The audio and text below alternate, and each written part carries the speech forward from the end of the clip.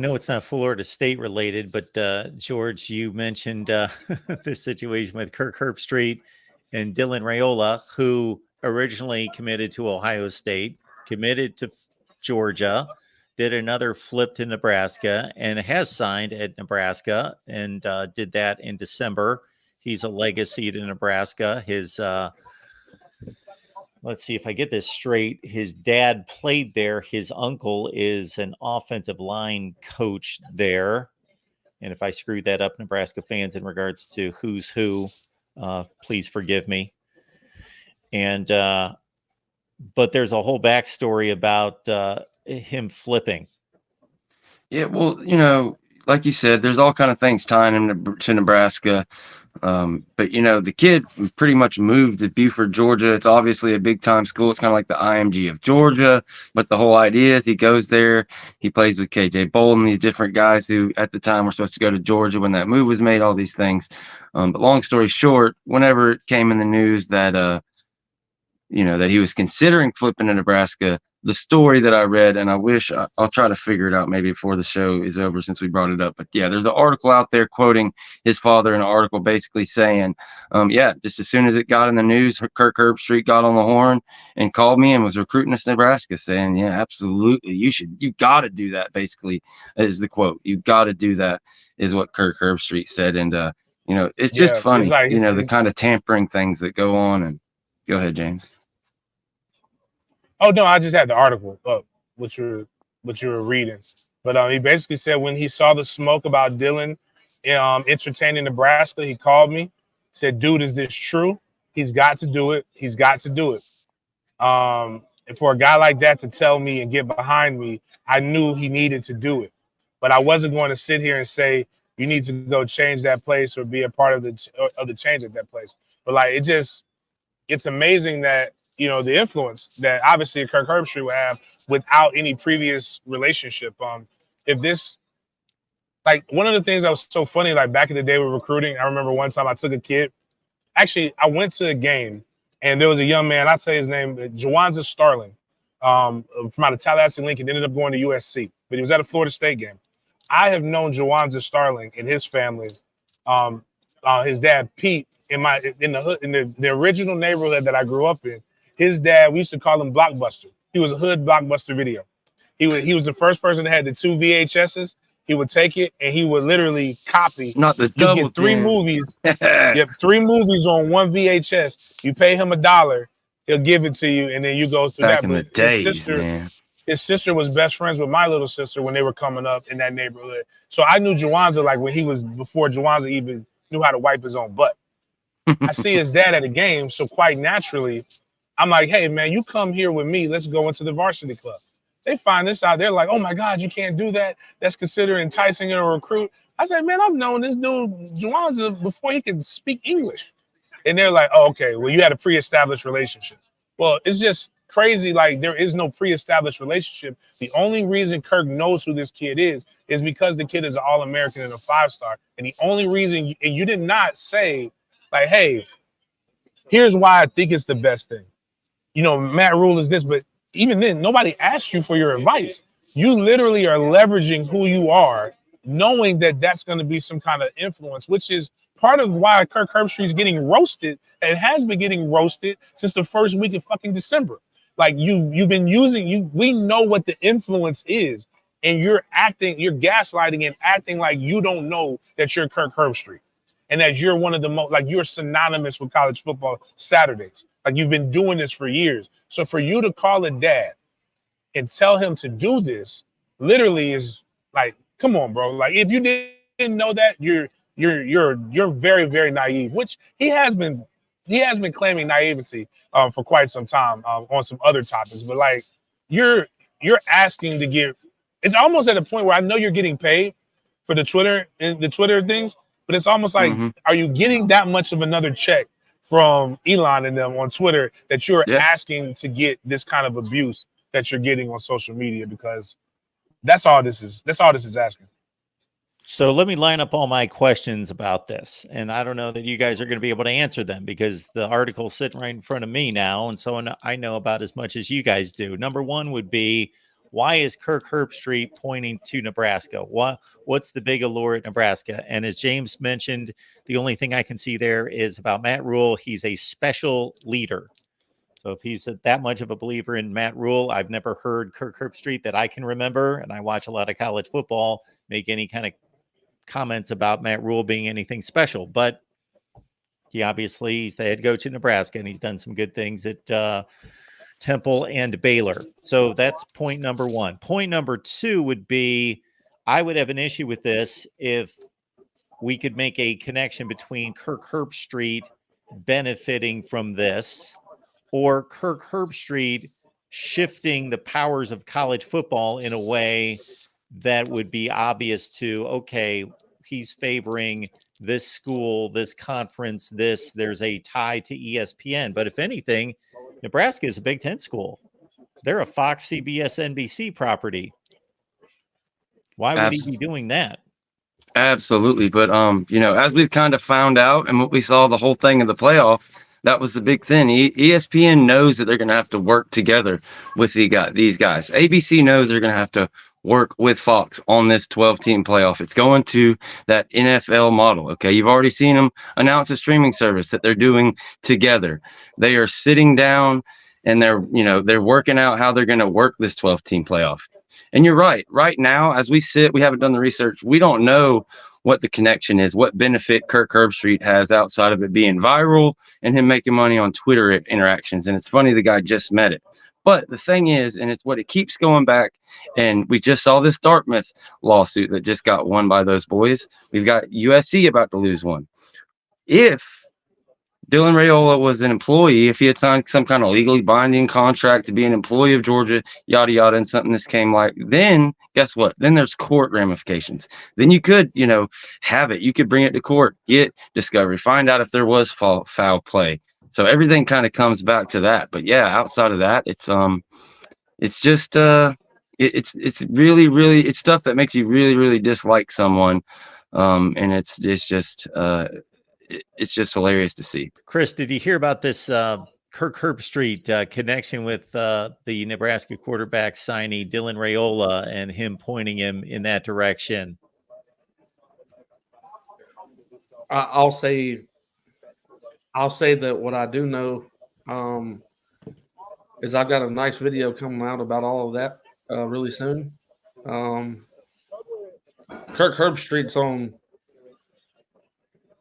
maybe all Florida State fans' crap list, but he's at the top of mine always and always will be. Like, even some of our own fan bases, like, y'all need to let go of what Kirk Herbstreit said, or let go of y'all didn't make it. I'm never going to let it go. I don't have to. It's my God-given right to say, fuck that. I'm going to continue. Excuse my language. I'm sorry. Oh, you're fine. But I did a video not too long ago about where Kirk Herbstreit trolling us again when everything was died down on our side. We were leaving him alone, and then he decided to come at us. So the whole thing with Raiola, yeah, look,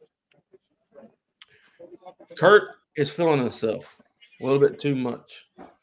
I wish people realize, just, and no offense, I know he went to Ohio State, but just how piss poor of a quarterback he was. He started the 92-93 season, had 1,900 and something yards in totality. He had 4 passing touchdowns that entire season. It's a joke. Like, he wasn't good at the game, so he talks about it. He wants to consider himself an expert, but he won't debate anybody that knows the game. He won't talk to anybody that knows the game. And he'll even call universities, or he'll call the NCAA, or he'll call and see if his lawyers can get someone in trouble based off of a video that they did. I think it's funny because you made yourself a public figure, and as long as I'm not threatening you, or not me, hypothetically, as long as no one's threatening you, you can't do nothing about it. So Kirk Herbstreit's he's a coward. He's got 2 guard dogs, guiding dogs, whatever they are. Like, I think Kirk might be going blind because of all the Botox he's put in his cheeks. I don't know. But I have no love loss with Kirk Herbstreit whatsoever. So no matter what he does, it's going to be evil in my eyes. So is that more about the the call to snub Florida State, saying that they weren't one of the 4 best teams in the country, or everything that led up to that in terms of him building a narrative and his network building a narrative to get him to that point? It's the fact that he won't stand on what he said himself. My issue with Kirk Herbstreit is weeks prior to Jordan Travis getting hurt, which is the reason that he stands on that Florida State was no longer one of the 4 best teams because their quarterback wasn't there. He started the analogy prior to that saying that Florida State being one of the 4 best teams was debatable. He never said that about Washington. They played plenty of close games. They, in his eyes, Texas and Alabama deserved to be in over Florida State. Both had 1 loss. And that was prior to Jordan Travis ever getting hurt. But what he wants you to do is completely forget everything that he said before Jordan got hurt and just stand on the paint or stand in the paint that Jordan got hurt. The problem is you were pushing that before Jordan ever got hurt. You were saying that our offense was stagnant. You were saying that Jordan's not playing the way that he was last year. Jordan didn't run enough, etc. So the whole buildup, he's trying to cover up the BS that he said before Jordan got hurt, because that's the only real merit that he has to stand on, which is BS. But at least there is that. But Kirk Herbstreit's he's a do boy. He does what ESPN wants him to do. He plays devil advocate to whatever situation it may be. They made him the bad guy, and I think he was too ignorant. He's not even as smart as Hulk Hogan. Like, Hulk Hogan wouldn't give up his belt. He's like, no, it's not time for me not to be the champion.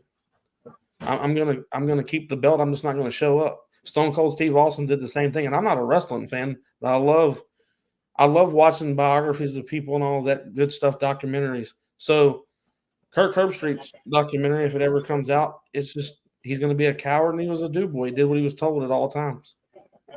So what? Well, maybe I would. One of the things that ESPN if I did that. Go ahead, James. No, I was saying one of the things that, I remember, again, going back to my nerd days, I took a class in high school by Dr. Edward Rotuno, who was a professor at Florida State, the speech and debate. One of the first things he ever made me do in speech and debate, it made me very uncomfortable, but it also made me learn how to actually properly engage in the debate, is we took topics, and the topic then was I had to make a case against affirmative action. So I, the black kid, who I guess innately understood more about what it is and some of the things. I had to debate him, and I asked him, at the time I was like, I don't want to do this. He said, how can you know something if you can't argue the other side of it?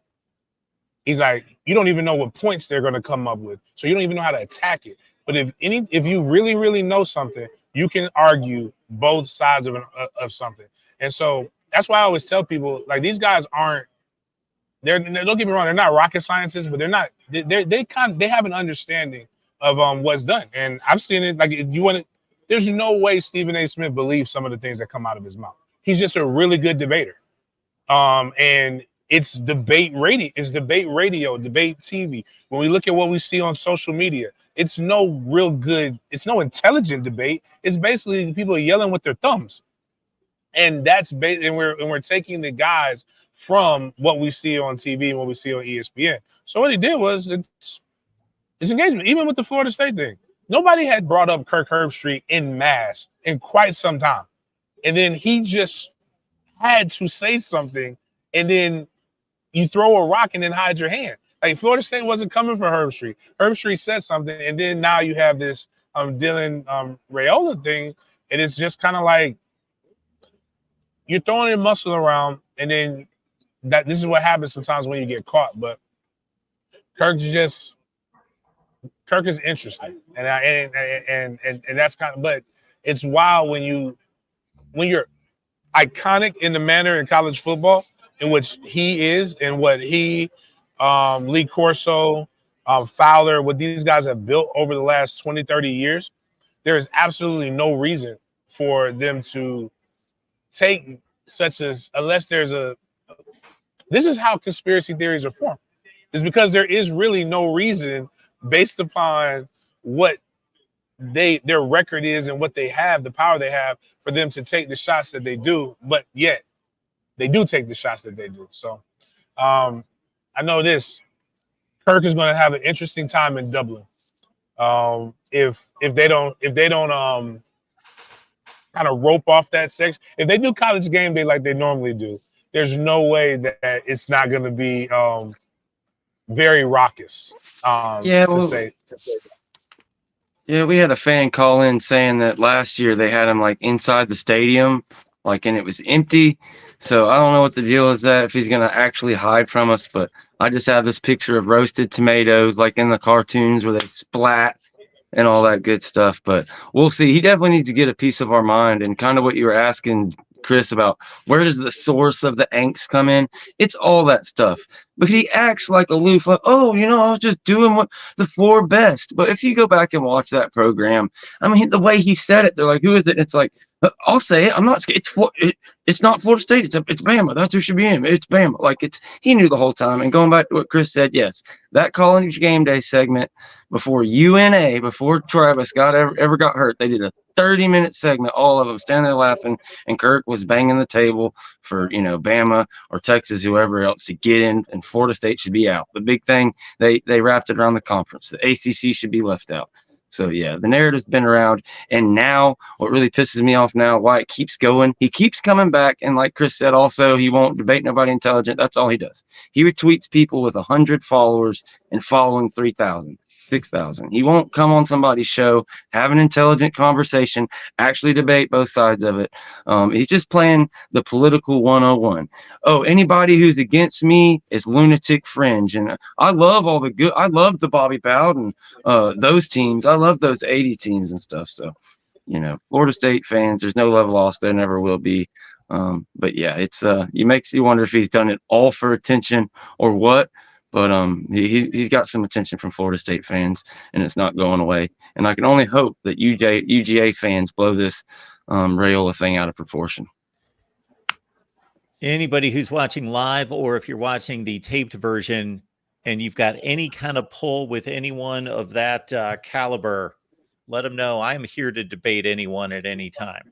Not that I'm going to make up a debate, but I am here to debate at all costs. And when James was talking about the motivation for debates, for me, it's simply whether, if I truly believe in a cause, if I truly believe that I am doing justice to a cause, a player, a coach, whatever the narrative. Or what typically happens is I've got fans, they call me, that are on just extreme ends of the spectrum, that don't understand that the truth is usually somewhere in here. And so I take on the argument, as James was talking about, I take on the argument of the other side, the other team, not because I fully believe in it, but because I'm trying to pull them to somewhere where I believe truth and facts lie, because they're off, because they're a Michigan fan or they're an Ohio State fan, or shoot, if you listen to most of my videos and live streams, you wouldn't know I'm an Ohio State fan, because I have bashed them across the face in a number of ways, because I talk to Ohio State fans who are ridiculous. And so I try to pull them back to reason and logic. But yes, Kirk Herbstreit, please come on the show.